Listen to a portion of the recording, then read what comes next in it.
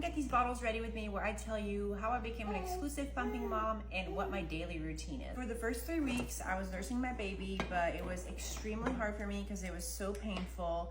I honestly mentally just couldn't do it, so I decided that I was gonna become an exclusive pumping mom. So now the question is, how did I start? I knew I wanted to do the pitcher method. What I did was for the first 3 weeks of nursing my baby, I always had the haka on one side, so I collected a little bit of milk. I had about 30 ounces of milk in my freezer, so I took all of the milk, I defrosted it, and then I put it in this jar. The reason why I did that is because when you do the pitcher method, basically the milk that you are making today is what he's going to drink tomorrow. So on my first day of exclusively pumping, he was eating the milk that I had collected in my haka.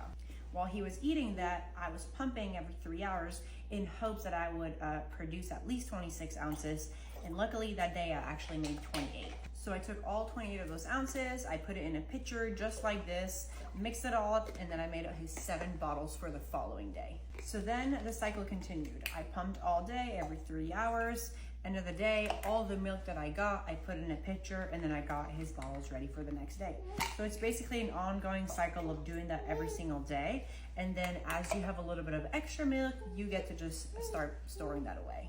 So in the beginning, when I first started exclusively pumping, I was making just enough milk for him to eat. There were some days I was able to make an extra 2 or 3 ounces, which is really awesome. So that allowed me to start a little freezer stash.